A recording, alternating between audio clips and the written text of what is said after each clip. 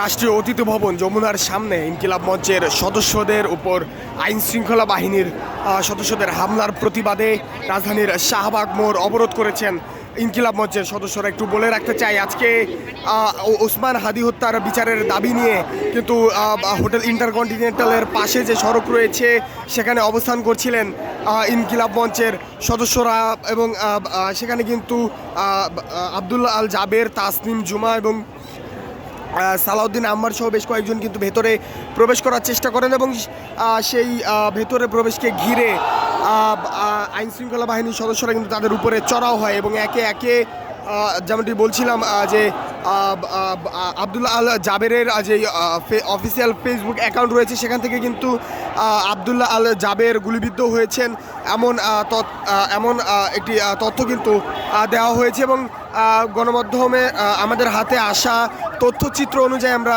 কিন্তু লক্ষ্য করেছি আবদুল্লাহ আল জাবেরের পায়ে দুটি ক্ষতস্থান রয়েছে। এছাড়া সালাউদ্দিন আম্মার তিনি কিন্তু বেশ আহত হয়েছেন, রক্তাক্ত হয়েছেন, এমনটিও কিন্তু লক্ষ্য করা গিয়েছে। এবং যেমনটি দেখছেন, সেই হামলার প্রতিবাদে রাজধানীর শাহবাগ মোড় ব্লকেট করেছেন ইনকিলাব মঞ্চের সদস্যরা, এবং সব ধরনের যান চলাচল কিন্তু এই স্থানে বন্ধ রয়েছে। শুধুমাত্র আশেপাশে গুরুত্বপূর্ণ কয়েকটি হাসপাতাল থাকায় ইমার্জেন্সি সাইরেনযুক্ত যেই অ্যাম্বুলেন্সগুলো রয়েছে সেগুলো কিন্তু চলাচল করতে দেওয়া হচ্ছে। এছাড়া সব ধরনের গণপরিবহন কিন্তু চলাচল বন্ধ রয়েছে। এবং যেমনটি বলছিলাম, ইনকিলাব মঞ্চের আবদুল্লাহ আল জাবের, তাকে উদ্দেশ্য করে কিন্তু আইন শৃঙ্খলা বাহিনীর সদস্যরা গুলি চালিয়েছেন এমন তথ্য কিন্তু তার যেই ফেসবুক পেজ রয়েছে অফিসিয়াল সেখান থেকে দেওয়া হয়েছে, এবং সালাউদ্দিন আম্মার সহ বেশ কয়েকজন আহত হয়েছে। এবং সেই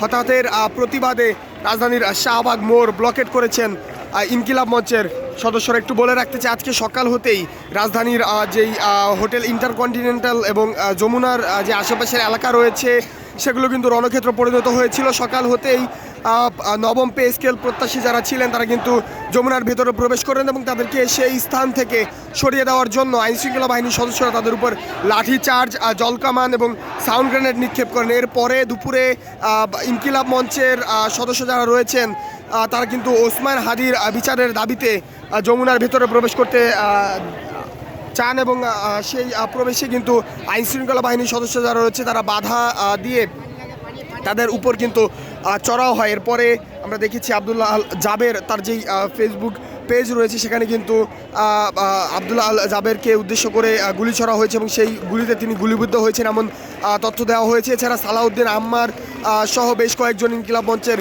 সদস্য কিন্তু আহত হয়েছে এমনটি কিন্তু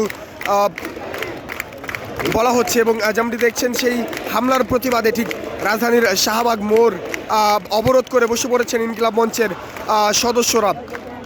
মূলত গতকাল থেকে কিন্তু ওসমান হাদির স্ত্রী সহ তাসনিম জুমা সহ বেশ কয়েকজন কিন্তু যমুনার ভেতরে যমুনার সামনের যে সড়ক রয়েছে সেখানে ওসমান হাদির বিচারের দাবি নিয়ে অবস্থান করছিলেন, এবং আজকে সকাল হতেই কিন্তু তারা হোটেল ইন্টারকন্টিনেন্টালের পাশে যে সড়ক রয়েছে সেখানে অবস্থান নিয়েছিলেন।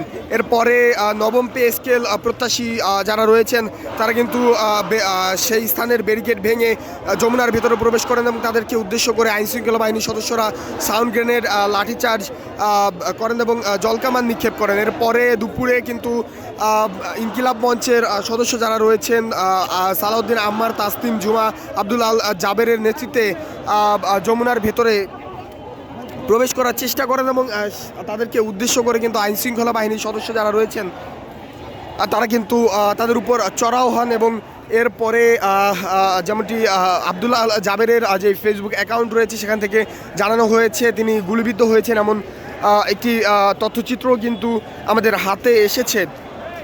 সেই হামলার প্রতিবাদে রাজধানীর এই যে শাহবাগ মোড় রয়েছে, শাহবাগ মোড় কিন্তু ব্লকেট করেছেন ইনকিলাব মঞ্চের সদস্যরা, এবং যেমনটি বলছিলাম সব ধরনের গণপরিবহন চলাচল কিন্তু এই শাহবাগ এলাকায় বন্ধ রয়েছেন। আমরা দেখছিলাম ইনকিলাব মঞ্চের সদস্যদের যমুনা এবং তার আশেপাশের এলাকা থেকে সরানোর জন্য আইনশৃঙ্খলা বাহিনীর সদস্য যারা রয়েছে তারা কিন্তু মুহুর সাউন্ড গ্রেনেড নিক্ষেপ করেন, এবং তাদের উপর চড়াও হয়, লাঠিচার্জ মতো ঘটনাও কিন্তু ঘটেছে। অনেকে কিন্তু অনেকেই কিন্তু অভিযোগ করছেন জুলাই যোদ্ধা তাহারিমা তাকে বেধড়ক মারধর করা হয়েছে, এমন অভিযোগ কিন্তু অনেকেই করছিলেন।